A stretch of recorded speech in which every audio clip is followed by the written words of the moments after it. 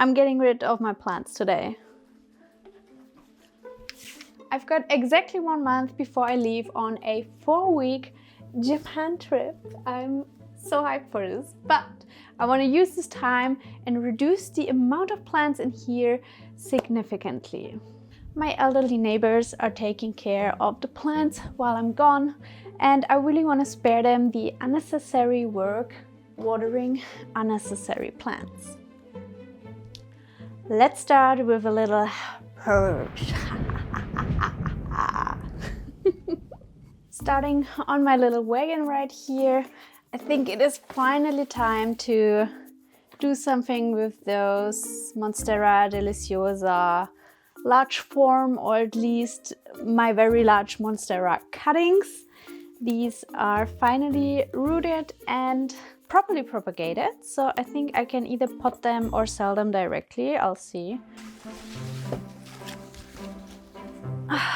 Right here I have a few more plants on my little plant stand, and unfortunately I have accumulated a few double plants, like I have doubles. I guess I don't have an argument to keep those. For example, this Hoya Linearis and this Hoya Linearis. They both look the same, they both feel the same. One is in pond, one is in earth, one is in soil, sorry.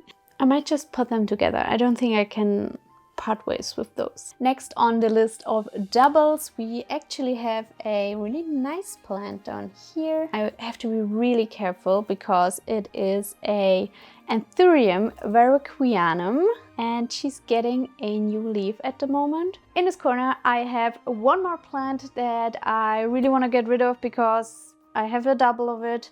This philodendron Pink Princess right here is it. It is getting a little bit of pink recently. It's also pretty mature, which is nice, but I'm honest, I have a pinker one and this is what it's all about actually. I should probably just get rid of it.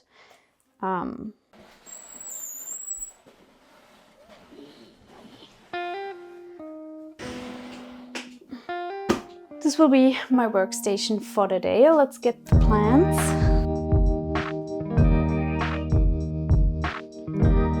On this shelf behind me I have two Hoya Mathilde. One is significantly more silver than the other, and it's a double. One of these also has to go. I've got trays full of propagations, for example, these Hoya pubicalix cuttings, philodendron micans, Epipremnum cebu blue. I think I'll just sell this little bushy pot of props to someone else. With the purge done for now, I think it's time for the second phase, which will be restocking my plant shop. Don't know why I put everything here, because I need this table, like now, to take the pictures, to do the sales. For my setup, I use a plain, like white grayish background. I use my softbox for good lighting, and I like to indicate the size by putting a ruler in the back. Next, I'm numbering the pots so I can identify them later on, and then I use my camera to gain good quality footage to snap the pictures. I try to get the plant from every angle, just like a close-up of the leaves, the whole plant, maybe the soil or how many cuttings are in there, and that's just how I work away at the photo shoot.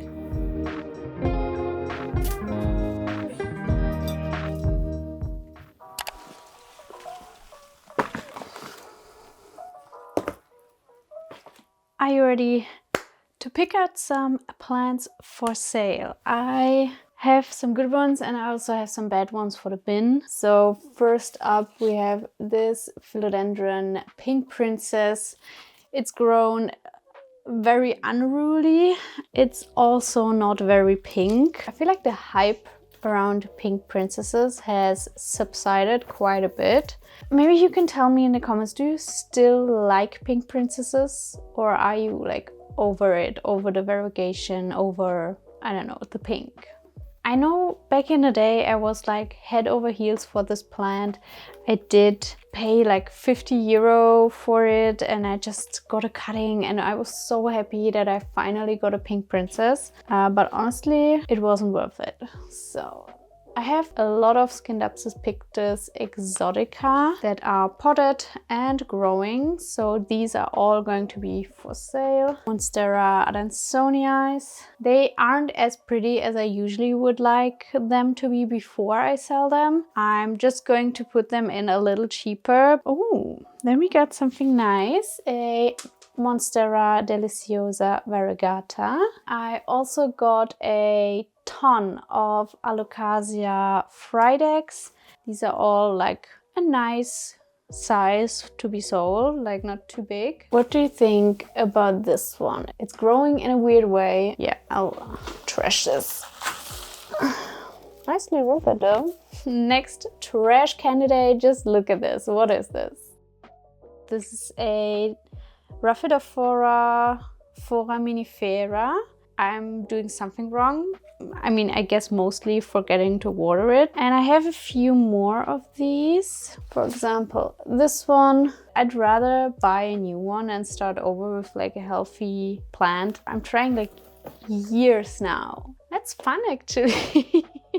It's very freeing to just throw away like cuttings you've been battling with like for a long time. Another interesting candidate is this Anthurium hybrid I have here, Forgetii magnificum hybrid.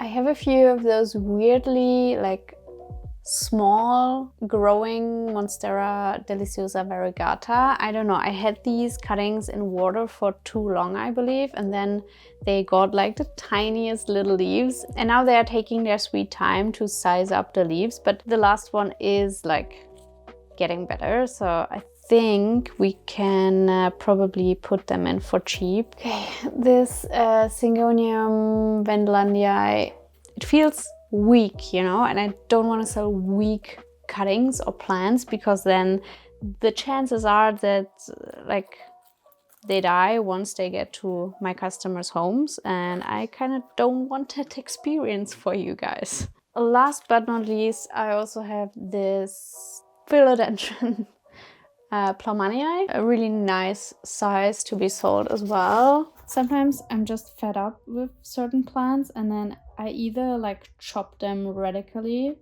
which I did with this pink princess before like growing the cuttings out, but I already hated it back then and I still hate it, so I finally like get my redemption.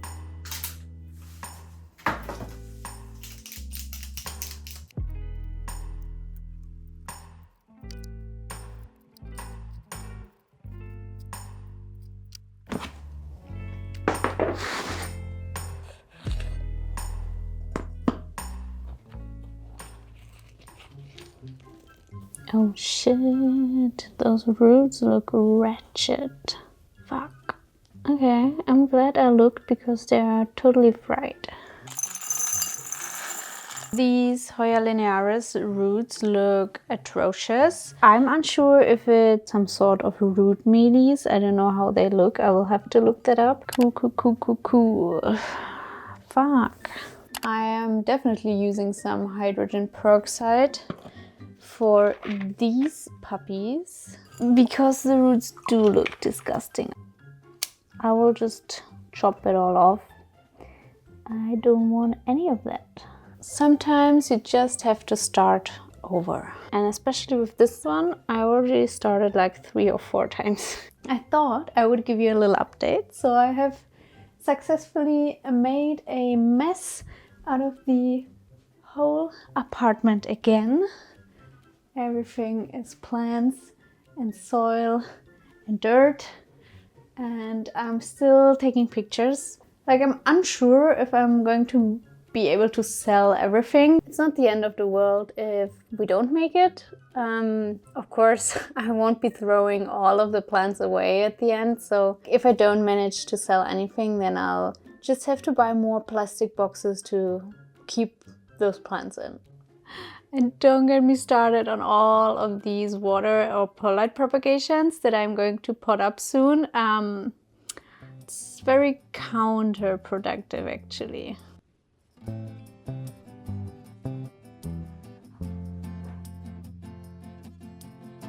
And then I just sit and slave away at processing the pictures. I'm not doing too much, just like do a little bit of white balance and maybe sharpness, but that's it. I don't want to alter them too much, of course. Once the pictures are ready, I just use a template I have made for the description of the listings, and that's basically it. Hello everyone, we are 3 days posting all of my listings. I made myself the viral cucumber salad, and I mean, I hope you can hear the crunch. But anyways, the sale is going pretty well. I already sold around 70 euros worth of plants so far in those 3 days. I think the first day I had like 4 people coming over picking up plants, which was insane to coordinate. And it is one of the downsides, A, selling locally, and B, selling through a reselling platform like eBay or Facebook Marketplace. You have to arrange a date for the pickup, a time for the pickup, you have to be there. And especially in like the first few days after listing all of your plants, it can be quite a lot of like messaging, arranging and rearranging. And yeah, I was a little overwhelmed. But after the initial wave of like messages, it gets better quite quickly. I have a sale today for like 25 euros, picking up 2 plants, and then on Sunday there's also another person coming to pick up a few plants. Now, I did want to take the time to answer a few frequently asked questions, which is firstly, how do I pack plants? I usually don't ship plants anymore because it's just very time consuming. It's kind of stressful to me because you worry about the plants and shipping. So with shipping plants, there's like 3 very important rules you can follow. Number 1 is try to ship the plants until like Wednesdays, so the plants don't get stuck in transit. Number 2 would be extreme weather conditions, and this might be frost and like really low temperatures, but also really hot temperatures. So if you have to send some plants over in wintertime, use a heat pack or insulation, or preferably both.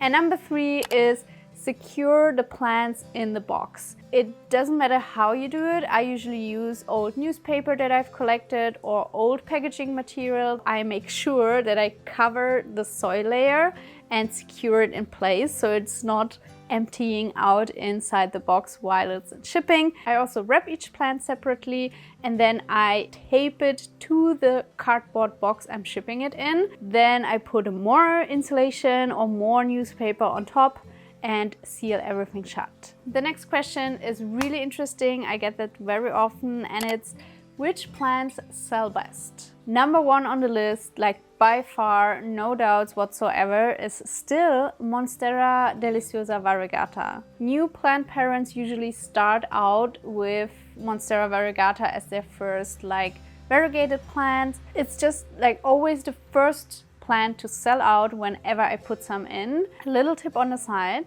because Monstera variegata is so sought after, I make sure that whenever I have a few more boring or, I don't know, normal plants, I list them at the same time. So the chances are, if someone picks up a Monstera variegata, they might also get another plant while they're at it. I also have Monstera adansonii on here. It's a very basic plant. You can get this plant at almost any garden center. The demand is still there. I don't know why, but it's just a well-selling plant in my shop locally. Everything like pink or with colored leaves, like reddish pink colored leaves, also sells pretty well. A few examples: Pink Princess, White Princess, Sumanthi Trio Star, the Begonia Autumn Ember that I sell also does well. Philodendron in general sell well, so I've sold a lot of Philodendron Plaumannii, Gloriosum, Philodendron Splendid. Just everything heart-shaped with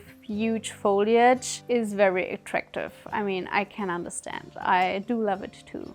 What does not sell as well, in my experience, is Hoyas. I think it's just because Hoyas are a niche plant family. You have to have an acquired taste for Hoyas to be collecting all the different types of weird little Hoyas there are. My Hoyas don't sell well. If I would ship plants, the demand would probably be higher because Hoya heads from all around the country could just order stuff. And I've seen very successful online shops just selling Hoyas. It can work, but I think locally it's more difficult. Furthermore, Syngonium aren't as high value plants anymore as they used to be.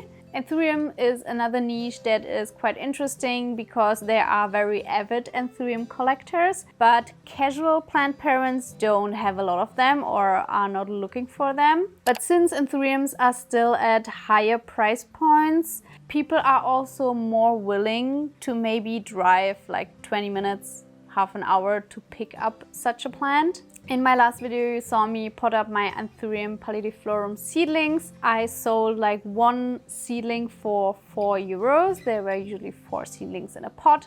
And all of those have sold like hotcakes. Very good, very good. I'm like left with 5 or 6 pots. And in general, I think seedlings sell better than bigger cuttings or grown plants. Obviously, it's cheaper and most people do have the time and actually like to see their plants grow up from like small little seedlings into a proper plant. So I get why they are more attractive to customers. Another thing that I would like to mention is, in general, plant sales go down in summer. I noticed this every year so far. It does make sense since everyone is on holiday or they are spending their time and money elsewhere on events, concerts, going out, having a good time. So I get it. From July to August, sales are pretty low. And then in September, end of September, plant sales pick up again. It has been like this every year for me, so I guess it's just normal. Ta-da! Let's try it.